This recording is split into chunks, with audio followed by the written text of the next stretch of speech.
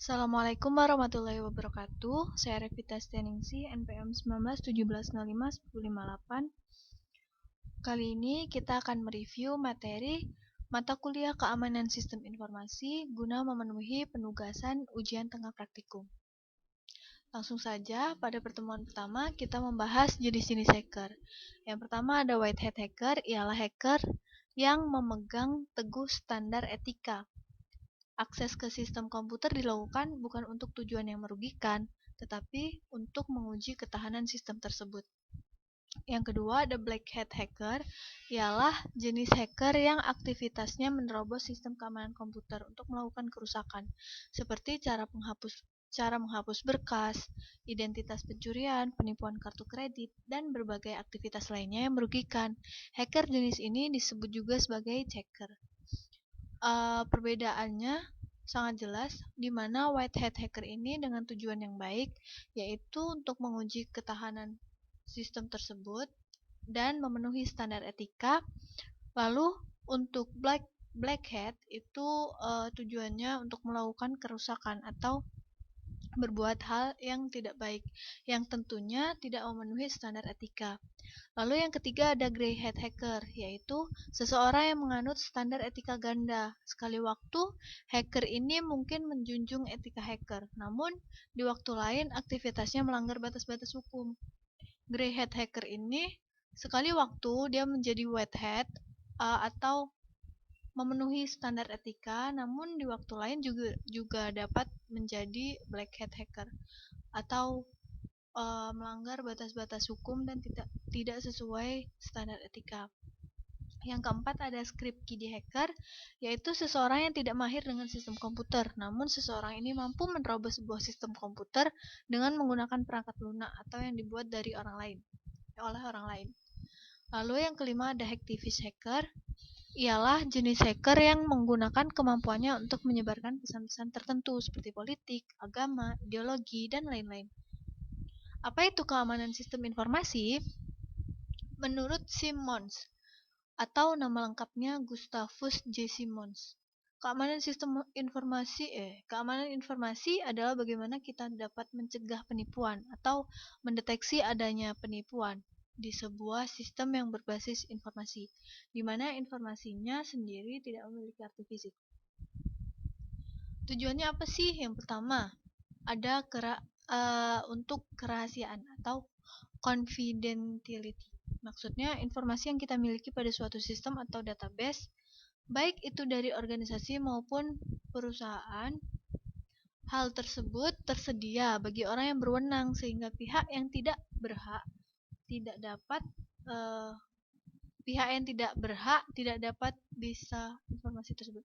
mengakses informasi tersebut. Maksudnya, informasi tersebut hanya untuk pemilik atau hanya untuk bagian dari organisasi ataupun perusahaan itu dan tidak menyebar luas ke luar, tidak diketahui oleh orang-orang luar gitu. Yang kedua ada integritas atau integrity, yaitu data tidak dirubah dari aslinya oleh orang yang tidak berhak, sehingga konsistensi, akurasi, dan validitas tersebut masih terjaga. Masih ada kaitannya dengan kerahasiaan, jadi data tersebut hanya dapat diubah oleh pemilik atau oleh orang yang berwenang gitu. Lalu yang ketiga ada ketersediaan atau availability, yaitu memastikan sumber daya yang ada siap diakses kapanpun oleh user atau application atau sistem yang membutuhkannya. Sama seperti aspek integrity, rusaknya aspek availability ini bisa diakibatkan karena faktor kesengajaan atau faktor accidental, yaitu kecelakaan. Lalu ada hacking phase atau tahapan dalam menghack. Yang pertama ada reconnaissance, yaitu mengumpulkan informasi sebanyak mungkin dari target. Diperoleh dengan cara identifikasi target, menemukan alamat IP, jangkauan IP network target, DNS, mail server, dan lain-lain. Lalu yang kedua ada scanning, melakukan scanning terhadap network, melihat service yang sedang berjalan dan port apa saja yang terbuka, mendeteksi firewall, mencari celah-celah dan kelemahan sistem target, mendeteksi sistem operasinya apa yang digunakan oleh target, dan lain-lain. Lalu ada gaining access, yaitu merancang blueprint atau kelemahan dari target yang didapat dari tahap reconnaissance atau nyari informasi yang banyak tadi, dan scanning. Lalu ada maintaining access, yaitu jika berhasil memasuki sistem. Langkah selanjutnya akan mencoba untuk mendapatkan hak akses ke root system atau sebagai admin. Biasanya dilakukan dengan mengupload source code atau shell backdoor ke sistem target sehingga dapat menjaga akses ke sistem dan bisa terhubung ke jaringan. Lalu ada clearing attack. Setelah mendapatkan akses memasuki root system, mengeksploitasi kelemahan dan melakukan aktivitas yang diinginkan, selanjutnya yaitu menghapus jejaknya atau log di sistem. Hal ini dilakukan untuk menghindari dari penelusuran dan tertangkapnya siapa pelaku yang melakukan hacking ke sistem. Atau clearing attack ini penghapusan jejak gitu.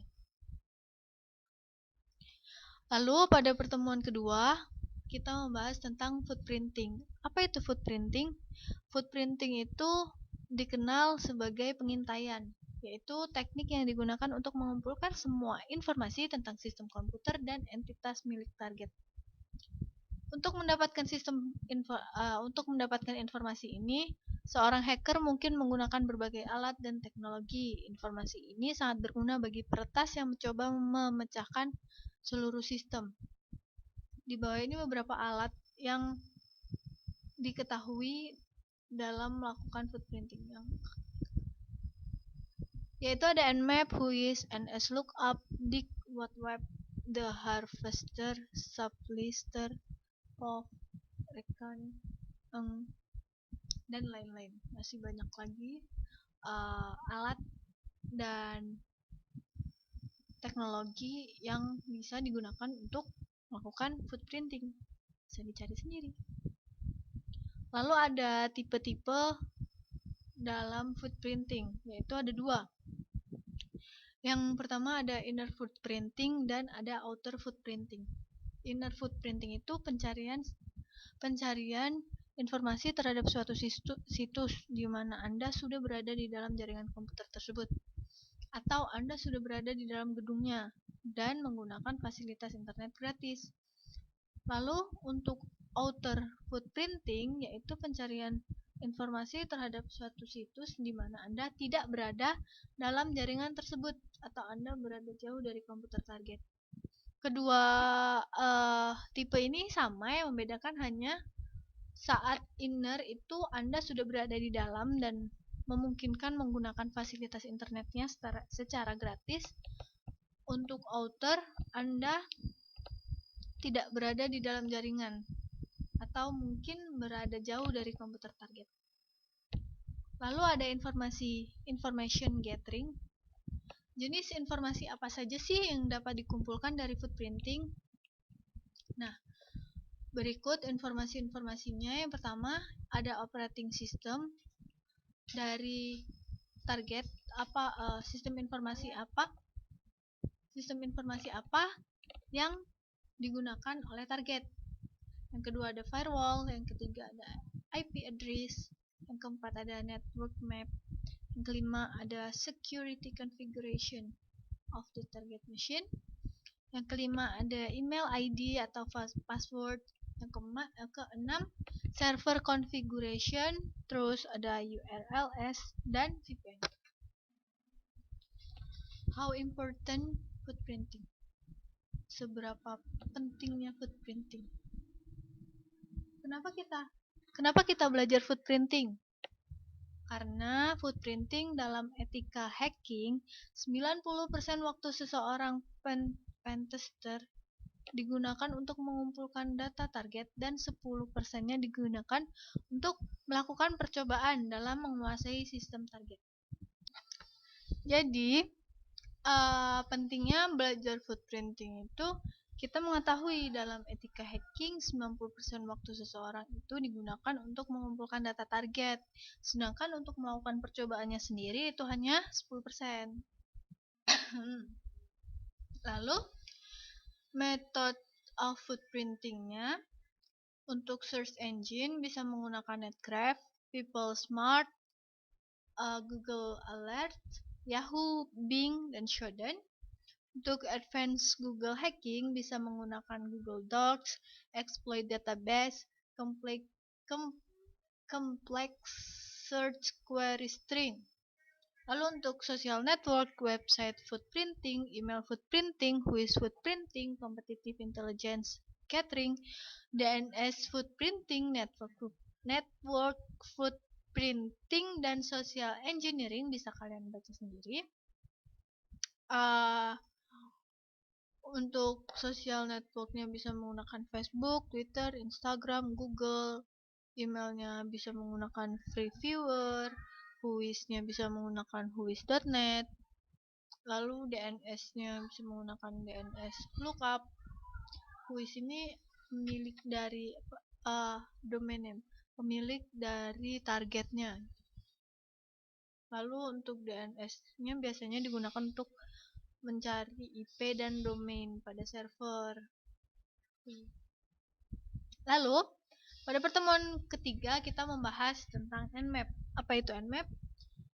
Nmap itu singkatan dari Network Mapper, yaitu sebuah aplikasi atau tool yang berfungsi untuk melakukan port scanning. Nmap dibuat oleh Gordon Lyon atau lebih dikenal dengan nama Fyodor Vaskovich. Beda jauh namanya. Aplikasi ini digunakan untuk eksplorasi dan audit keamanan jaringan. Output dari Nmap itu sendiri adalah sebuah daftar target yang diperiksa dengan informasi tambahan bergantung pada opsi yang digunakan. Di antara informasi itu adalah tabel port menarik. Tabel tersebut berisi daftar angka port dan protokol, nama layanan, dan status. Status itu biasanya ada terbuka, difilter, tertutup, dan tidak difilter. Maksudnya apa? Untuk yang terbuka itu berarti bahwa aplikasi pada mesin target sedang mendengarkan atau listening. Untuk koneksi atau paket pada port tersebut. Untuk yang difilter berarti bahwa sebuah firewall, filter, atau penghalang jaringan lainnya memblokir port sehingga Nmap tidak dapat mengetahui apakah ia terbuka atau tertutup. Lalu untuk tertutup port tertutup sama aja, tidak memiliki aplikasi yang sedang mendengarkan atau insya Allah bisa disebut tidak berjalan, insya Allah. Meskipun mereka dapat terbuka kapanpun. Lalu untuk yang tidak difilter, ketika mereka menanggapi probe Nmap, namun Nmap tidak menentukan apakah mereka terbuka atau tertutup. Lalu untuk open filtered dan close filtered, terbuka yang difilter dan tertutup yang difilter, ketika ia tidak dapat menentukan status manakah yang menggambarkan sebuah port. Lalu, tipe untuk Nmap ada dua, yaitu GUI dan CLI. CLI biasanya menggunakan command prompt dan GUI bisa menggunakan aplikasi yaitu ZenMap. Beginilah tampilannya. Lalu bagaimana kita menggunakan tools Nmap? Bisa menggunakan Nmap, scan type, option, lalu target specification. Kurang lebih tampilannya akan seperti ini. Ini sintaks-sintaksnya insyaallah. Ada target specification-nya, ini scanme.nmap.org dan lain sebagainya. Lalu pada bagian CLI, jika menggunakan command prompt, sintaksnya bisa menggunakan nmap, min-st, min-o, uprof.id. Uprof ini adalah target yang akan kita scan karena tadi kan ini Nmap itu kan proses scanning. Nah, ini kalau menggunakan CLI dan itu dan GUI itu di belakang gitu loh ininya targetnya. Jadi dituliskan di belakang ini tuh sebagai target gitu.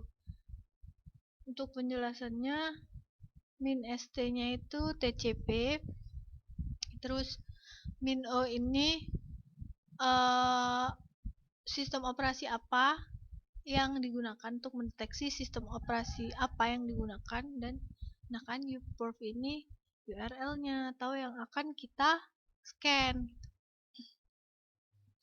Informasi yang didapatkan pada penggunaan teknik ini adalah terdapat 3 port yang terbuka. Port 22, port 80, dan port 443 dengan status terbuka dengan service 22 itu SSH, 80 itu HTTP, dan 443 itu HTTPS. Kemudian target tersebut berjalan menggunakan sistem operasi Linux. Ini running Linux OS. Sistem operasinya pakai Linux. Lalu untuk yang memakai aplikasi ZenMap bisa kita tuliskan atau sintaksnya nmap min t4 min a min v uProof. Ini targetnya sama seperti tadi. Dituliskan di sini. Ini targetnya ditulis uProof.id. Lalu ini penjelasannya min t4 itu set theming templates of for, min a itu enable US detection, min v-nya increase verbosity level, uProof-nya itu URL-nya. Lalu informasinya yang didapatkan sama. Kita bisa mengetahui port-port yang terbuka. Port 22, port 80, port 443 dengan status terbuka. Kemudian target tersebut berjalan dengan menggunakan operasi Linux.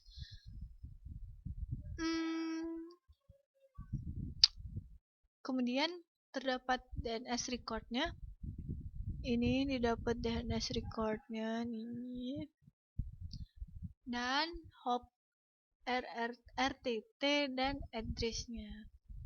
Lalu pada pertemuan keempat kita membahas tentang injeksi SQL, atau dalam bahasa Inggrisnya SQL injection.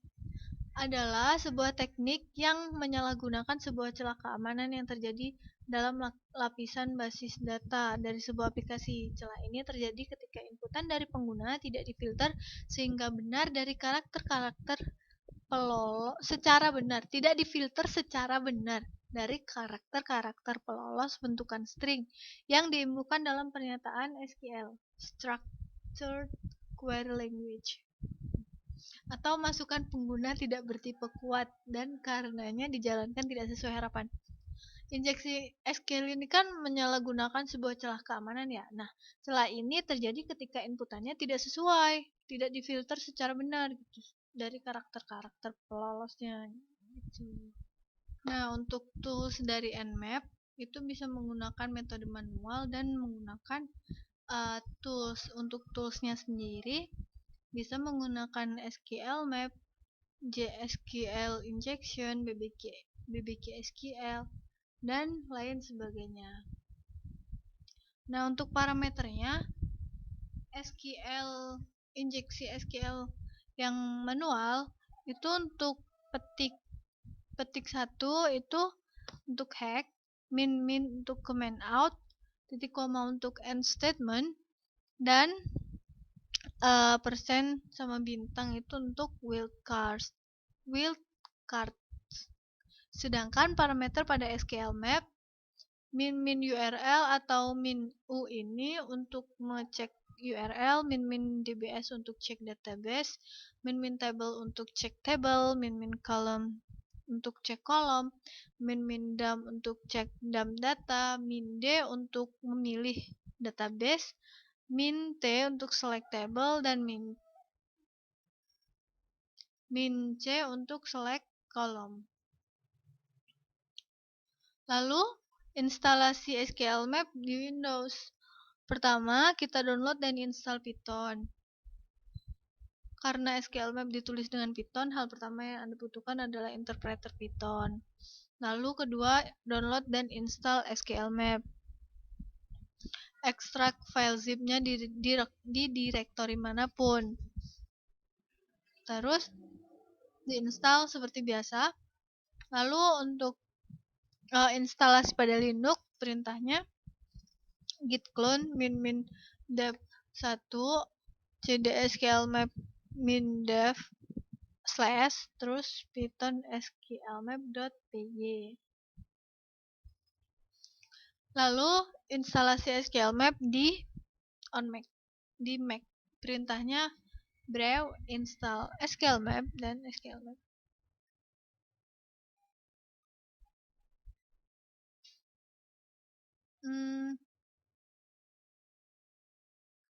Studi kasusnya di sini. Lalu untuk langkah-langkahnya, nmap ini sampai dapetin IP, terus gunain parameter tadi.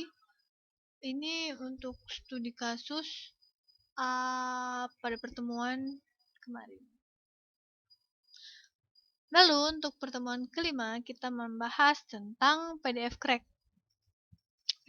PDF-Crack itu adalah alat GNU Linux untuk memulihkan kata sandi dari konten dari file PDF. Ini kecil. Baris perintah digerakkan tanpa ketergantungan eksternal. Aplikasinya adalah open source atau GPL. PDF-Crack ini mendukung penanganan keamanan standar revisi 2.3.4 pada semua versi PDF yang dikenal. Lalu mendukung pemecahan kata sandi pemilik dan pengguna, baik daftar kata dan kata sandi brute forcing.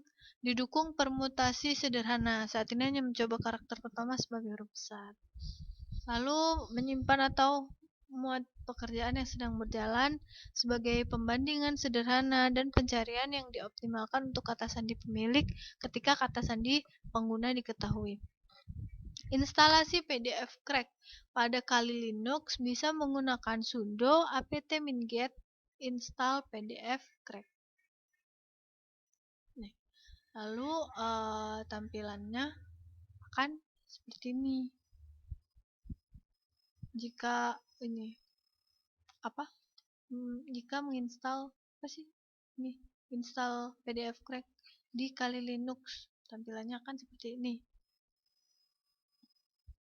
Lalu sintaks menjalankan PDF-Crack-nya pada Kali Linux bisa dituliskan PDF-Crack -f filename, ini nama filenya .pdf.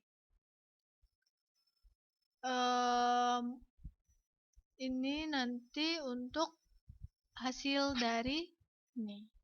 Tampilannya akan seperti ini. Nah, pada pertemuan ke-6 kita membahas tentang enkripsi dan deskripsi. Apa itu enkripsi? Enkripsi yaitu sebuah proses penyandian yang mengubah teks asli atau pesan yang dapat dimengerti, plain text, menjadi teks kode atau pesan yang tidak dapat dimengerti, chip text. Sedangkan untuk deskripsi yaitu kebalikannya, sebuah proses pembalikan yang mengubah teks kode atau ciphertext menjadi sebuah teks asli. Untuk enkripsi ini, teks asli itu dibentuk dalam sebuah kode-kode teks kode gitu. Tapi untuk deskripsi ini teks kode-kode itu diubah lagi menjadi sebuah teks asli. Tools pengamanan file bisa menggunakan PGP tool, VeraCrypt, dan Ccycrypt. Insyaallah bacanya seperti itu. Nah, untuk PGP itu singkatan dari Pretty Good Privacy dan merupakan program komputer yang sering dipakai dalam proses kriptografi dan autentikasi pengiriman data komputer. Ini untuk PGP tool dan ini VeraCrypt. PGP tool itu adalah sebuah aplikasi desktop open source dan sangat ramah pengguna. Aplikasi ini memungkinkan Anda mengenkripsi atau mendeskripsi file PGP. Lalu VeraCrypt itu sendiri adalah perangkat lunak enkripsi di open source. Nah, pada pertemuan ke-7 kita membahas tentang FTP. Apa itu FTP? FTP singkatan dari File Transfer Protocol, adalah internet service yang dirancang untuk membuat sambungan untuk membuat sambungan ke server internet tertentu atau komputer. Sehingga user dapat mengirimkan file ke komputer atau download, atau mengirimkan file ke server atau upload. FTP saat ini banyak digunakan untuk melakukan pertukaran data karena lebih mudah daripada menggunakan perangkat kabel atau fisik. Sejarahnya panjang ya. Sebelum membahas mengenai sejarah apa itu FTP, saya akan menjelaskan sedikit mengenai hubungan Telnet dan FTP. Telnet digunakan untuk melakukan koneksi secara langsung, indirect network, sedangkan FTP menggunakan koneksi tidak langsung. Kedua jenis TCP/IP koneksi ini menjadi dua model utama yang digunakan. Koneksi tidak langsung berarti menggunakan sumber daya dari remote host dan menggunakannya pada sistem lokal, kemudian mentransfernya kembali ke remote host. Standar FTP pertama kali adalah RFC 114 yang dikeluarkan pada tahun 1971. Bahkan sebelum TCP dan IP ada, standar ini digunakan untuk mendefinisikan perintah dasar yang digunakan untuk perencanaan sistem komunikasi yang ingin menggunakannya. Protokol FTP yang digunakan untuk standar internet disusun oleh Komite Internet Engineering Task Force sebagai serangkaian dokumen resmi RFC, Request for Comments. FTP dibuat dengan tujuan agar pengguna dapat memindahkan file dari satu tempat ke tempat yang lainnya, seperti protokol TCP/IP pada umumnya. Ini didasarkan pada model klien atau server. Fungsi FTP server dan kegunaan FTP yaitu ada beberapa fungsi FTP yang saat ini banyak digunakan. Umumnya itu mengunggah halaman website ke dalam internet melalui web hosting. Lalu untuk lengkapnya, fungsi-fungsinya ada melakukan upload halaman website ke dalam web server atau web hosting ke internet. Lalu ada menjelajah dan mengunduh file dari situs perangkat lunak publik. Lalu ada mengirimkan file yang berukuran besar menjadi dua partisi yang mungkin saja terlalu besar untuk lampiran di dalam email, lalu mengunduh dan melakukan upload konten seperti tugas kuliah ke FTP server, mendistribusikan revisi terakhir program yang dilakukan oleh pengembang perangkat lunak. Tentu saja tidak hanya itu, ada banyak fungsi FTP lain yang bisa dimanfaatkan dalam melakukan pekerjaan sehari-hari. Anda dapat mengembangkannya sendiri dan menyesuaikan dengan kebutuhan penggunaan yang dibutuhkan. Namun pada dasarnya fungsi sederhana dari FTP adalah untuk memudahkan pengguna memindahkan file dari satu tempat ke tempat yang lainnya atau download dan upload. Aplikasinya di internet itu tersedia banyak sekali aplikasinya. Salah satu aplikasi FTP yang terkenal yaitu FileZilla.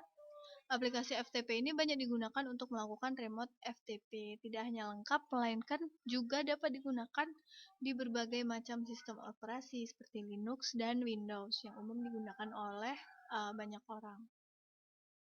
Berikut ini adalah 3 contoh FTP klien yang tersedia di internet, yaitu ada FileZilla, WinSCP, dan GFTP.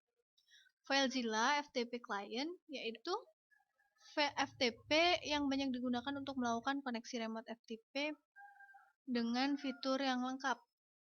Aplikasi ini cukup populer. Aplikasi FTP ini,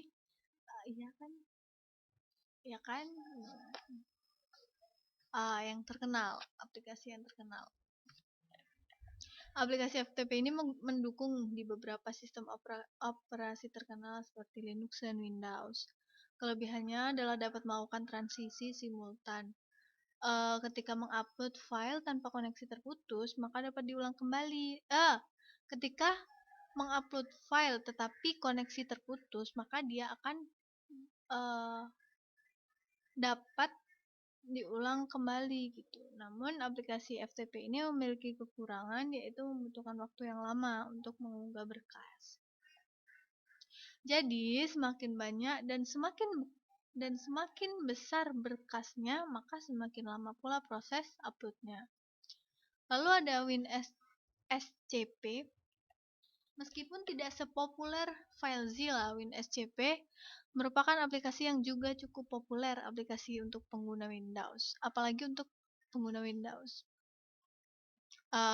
Beberapa protokol yang dapat ditangani oleh WinSCP adalah FTP, SCP, FTP, dan WebDev.